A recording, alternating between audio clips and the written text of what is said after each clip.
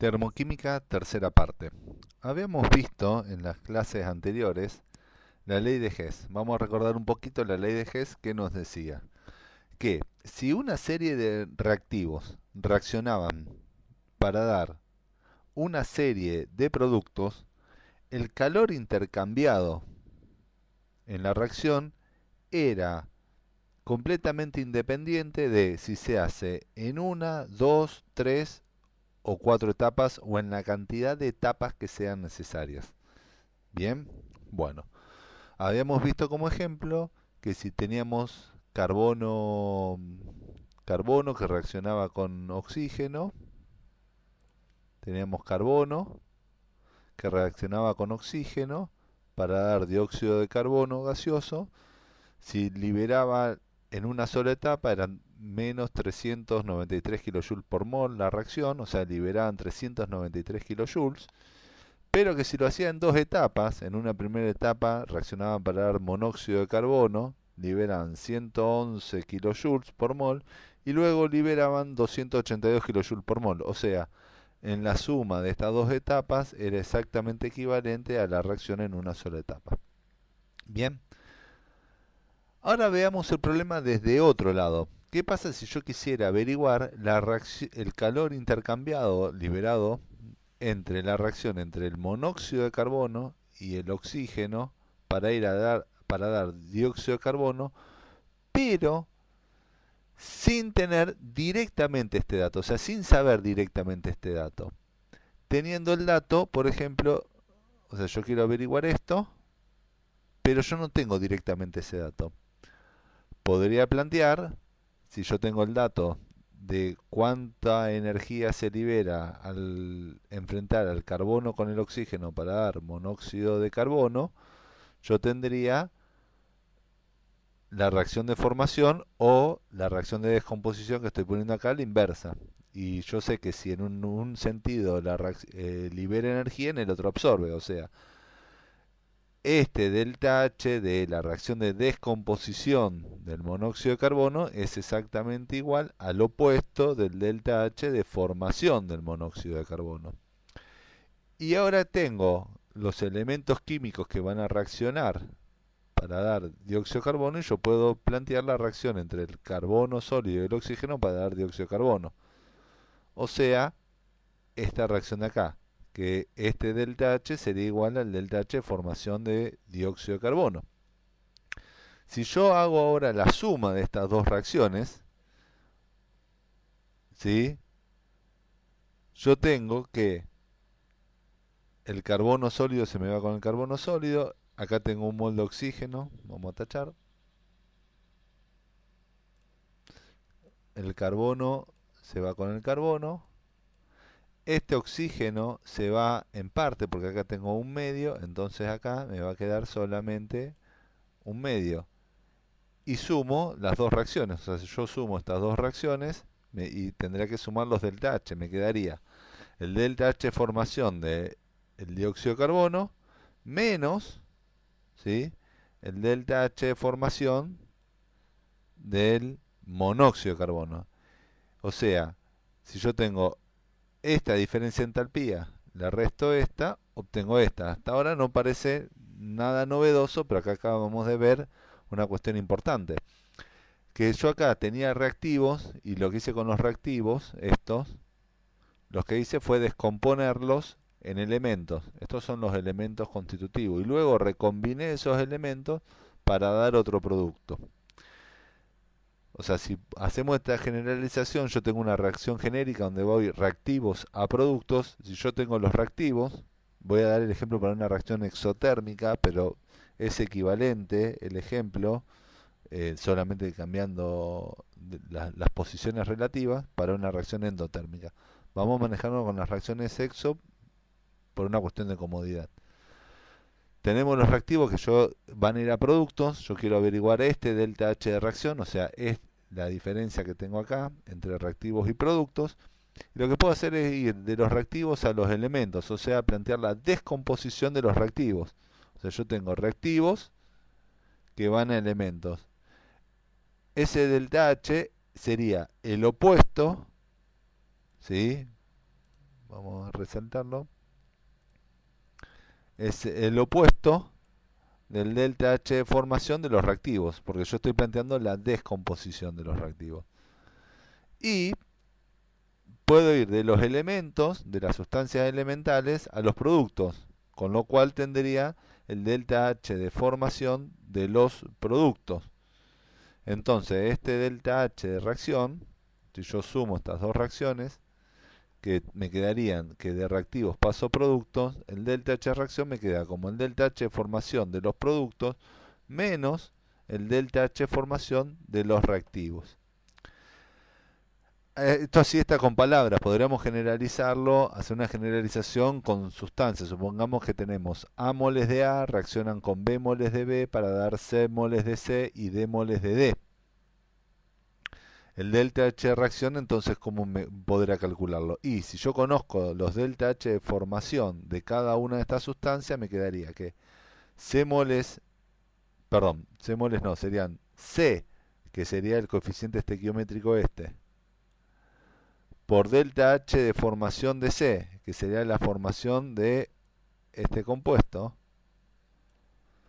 más D veces el delta H de formación de D, o sea, de este compuesto, menos A veces el delta H de formación de la sustancia A, más B veces el delta H de formación de la sustancia B.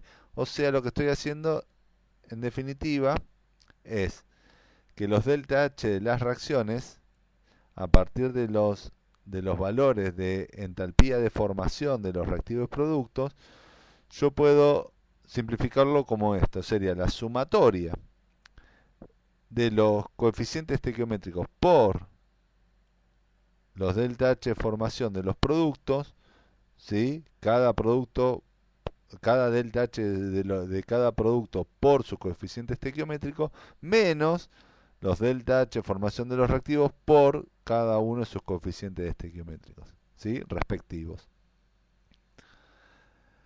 Acá va a haber una pregunta, ¿qué pasa con las entalpías de formación para las sustancias simples? Bueno, si ustedes ven, para las sustancias simples, para las formas alotrópicas más estables, las entalpías de formación son cero, ¿sí? Esto es una cuestión convencional y se define así para simplificar todos los cálculos.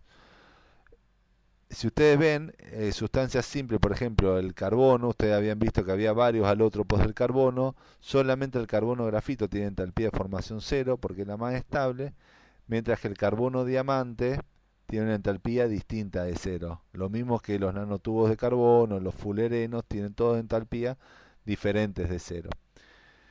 Si vemos al oxígeno, vemos que el oxígeno diatómico, o sea, el dioxígeno, tiene entalpía de formación cero, pues la sustancia elemental más estable del oxígeno, mientras que el ozono tiene una entalpía de formación distinta de cero. O sea, cuando hablamos que tenemos que ir a los elementos, acuérdense que siempre cuando formamos o descomponemos es a partir de las formas alotrópicas más estables. Hay otras sustancias que no tienen alótropos, entonces, elementos que no tienen alótropos, entonces sencillamente no hay lugar a confusión. Pero esto en algunos sí. Bueno, veamos algunos ejemplos de ejercicios para ir resolviendo. Estos están sacados de la guía de ejercitación anual. Yo les voy a hacer algunos de prueba para que ustedes vayan viendo cómo y ahora les voy a dejar colgados algunos ejercicios para que hagan ustedes y entreguen.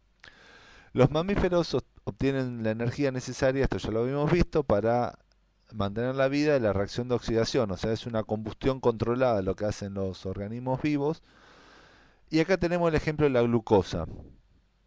Nos preguntan cuál es la entalpía de combustión de la glucosa, o sea, de esta reacción, a partir, sabiendo el delta H de formación de la glucosa. Bueno, ¿qué tendríamos que hacer? Tendremos que escribir la fórmula y tratar de identificar cuáles son reactivos, cuáles son productos, lo cual es bastante sencillo. Los productos son los que están al lado derecho de la reacción, de la flecha, y los reactivos son los que están al lado izquierdo de la reacción. Esto a veces parece una sobresimplificación, pero hay muchos errores en identificar qué sustancias van en esta parte y qué sustancias van acá, y sobre todo traen la confusión porque acá hay un menos que suele complicar las cosas. Entonces, si transcribimos esto tenemos 6 veces el delta H de formación del dióxido de carbono, porque el dióxido de carbono tiene un número 6 ahí, un coeficiente estequiométrico 6. 6 veces el delta H de formación del agua líquida, porque acá tenemos un coeficiente estequiométrico para el agua líquida de 6, menos, y fíjense que abro paréntesis, una vez el delta H de formación de la glucosa, fíjense que acá no está escrito, pero la glucosa tiene coeficiente estequiométrico 1, bien, más 6 veces el delta H de formación del oxígeno, ¿sí? Estoy desagregando esto.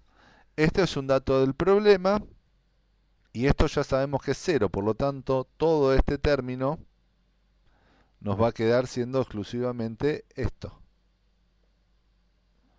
Porque esto lo vamos a tachar porque es una sustancia elemental, forma alotrópica más estable. Ahora, ¿qué pasa con estos dos? Bueno, para esto tenemos la tabla en la ejercitación anual, donde ustedes van a poder ir obteniendo algunas entalpías de formación de algunos compuestos. Cuando buscan en las tablas de la ejercitación anual, tenemos que el delta H de formación para el dióxido de carbono gaseoso es menos 393,5 kJ por mol, y el delta H de formación del agua líquida menos 285,83 kJ por mol. Tenemos que el delta H de reacción tenemos 6 veces, reescribo la ecuación que habíamos dejado antes, 6 veces el delta H de formación del dióxido de carbono, más 6 veces el delta H de formación del agua, menos una vez el delta H de formación de la glucosa. Acuérdense que este 6 y este 6 eran debido a los coeficientes estequiométricos para el agua y para el dióxido de carbono en la reacción. Y este 1 también es porque había un mol de glucosa quemándose. Ponemos esos números, reemplazamos.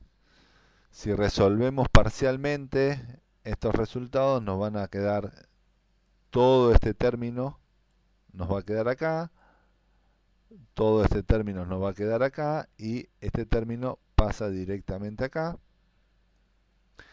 Y si hacemos la suma, delta H de reacción nos quedan directamente 13.512,98 kJ por mol, que es el valor intercambiado en la oxidación de la glucosa. Recuerden que ya sea que para oxidarlo en una sola etapa, eso se necesitaría un quemador, y nuestros cuerpos lo que hacen es quemarlo en sucesivas etapas, glucólisis y luego ciclo de Krebs, para realizar la combustión controlada de la glucosa a temperatura corporal, que son 37 grados, y catalizado por enzimas, que seguro las vieron en biología y algo más veremos en el tema siguiente. Vamos a otro ejemplo. Calcular el calor de combustión del butano, sabiendo que el calor de formación de ese gas es menos 125 kJ por mol. Bien, acá no nos da la reacción el problema, entonces lo primero que tenemos que hacer es escribir la reacción. Y escribir la reacción de combustión para una sustancia implica combinarla con oxígeno y llevarla a su máximo estado de oxidación de todos los elementos. O sea, tenemos carbono e hidrógeno, tenemos que combinarlos con oxígeno y lo tenemos que llevar a dióxido de carbono y agua. Bien. Yo acá ya puse los coeficientes estequiométricos, pero podemos hacer un repaso rápido. Si acá tenemos un 4, vamos a empezar con un 4, es un prueba y error esto. Si tenemos 10 átomos de hidrógeno de este lado y cada molécula de agua tiene 2 átomos de hidrógeno, podríamos empezar con un 5, que nos queda 5 por 2, 10 átomos de hidrógeno. Y para balancear por último el oxígeno, tenemos que 4 por 2 son 8 átomos de oxígeno, y 5 por 1 son 5, en total son 13 átomos de oxígeno. Como las moléculas de oxígeno vienen de a 2 átomos, son diatómicas, es que en vez de poner un 13 pongo 13 medios. Para obtener una ecuación con números enteros tendría que multiplicar toda esta ecuación por 2, me quedarían 2 de butano, 13 de oxígeno, 8 de dióxido de carbono y 10 de agua. Lo dejo así porque me queda muy fácil que esto me quede en número uno, ¿sí? Que estos números sean los más pequeños posible y que este sea fracción no interesa tanto porque su entalpía normal de formación, como es cero, después se va a anular. Entonces, igualando de esta manera la combustión, me queda mucho más fácil para hacer la ejercitación después. Así que acostúmbrense a ver números fraccionarios en las combustiones, sobre todo para de compuesto del carbono, para cuando tienen que involucrar, digamos, compuesto de carbono, que, digamos, dependiendo cómo sea la atomicidad de la molécula esta, vamos a tener fracciones en la molécula de oxígeno como coeficiente estequiométrico.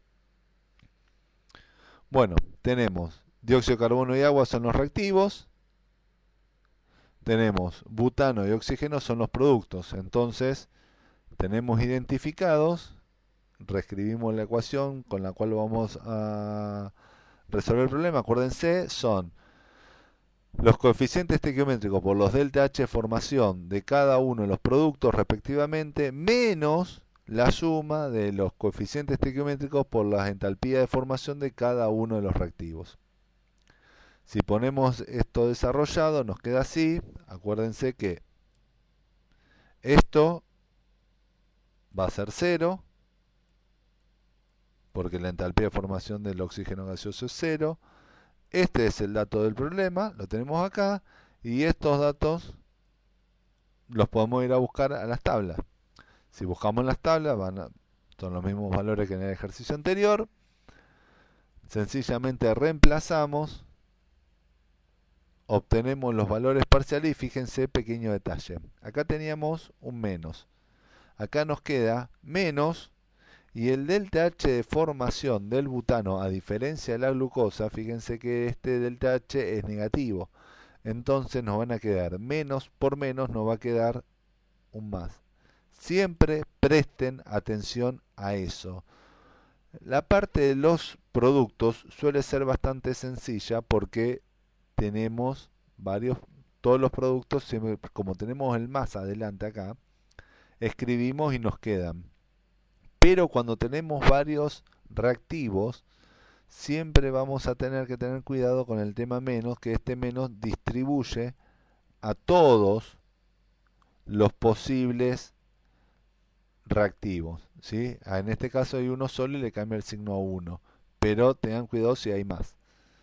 Bueno, acá tenemos el delta H combustión. Si hacemos la sumatoria esta, nos queda menos 3878 kilojoules por mol. ¿Y esto sirve para algo más?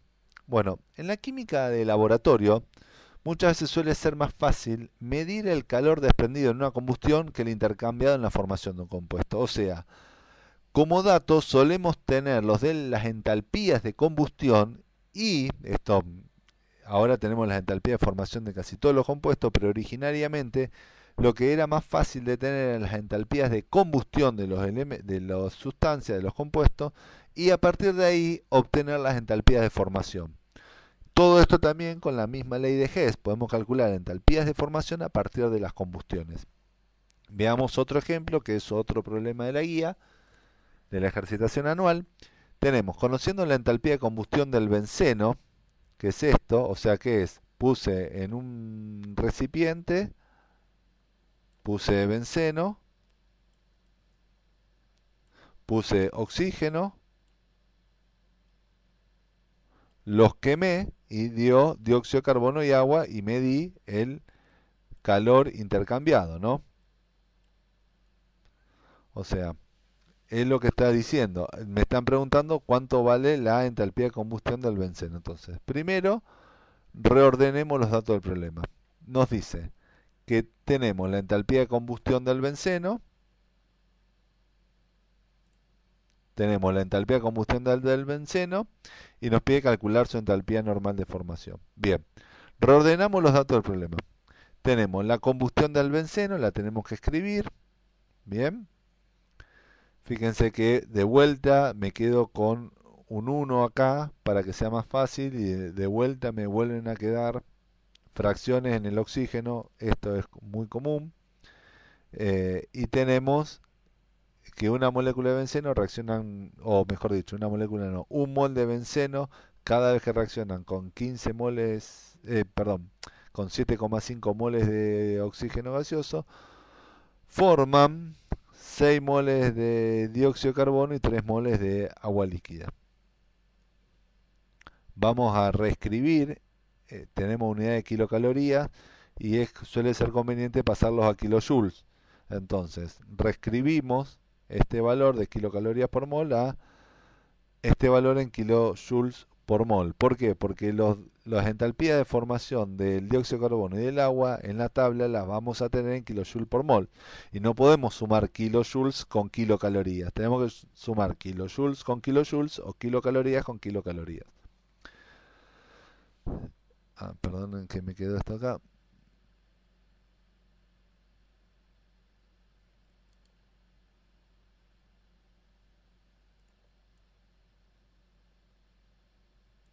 Bien, tenemos 6 moles de dióxido de carbono, que lo vamos a poner como 6 por 6 veces, o sea, 6 veces el delta H de formación de dióxido de carbono. Tenemos 3 moles de agua, por lo tanto 3 veces el delta H de formación del agua. Tenemos una vez la formación del benceno, más 15 medios delta H de formación del oxígeno. Este es un dato del problema. O sea, ya sabemos cuánto vale el delta H de combustión, pero ¿qué es lo que queremos averiguar? Queremos averiguar esto. Entonces, ¿qué vamos a hacer? Vamos a despejar. Sencillamente, este que está restando pasa a sumar y este que está sumando pasa del otro lado a restar. Entonces tenemos dato de tabla, dato de tabla, dato del problema. Y esta es la incógnita.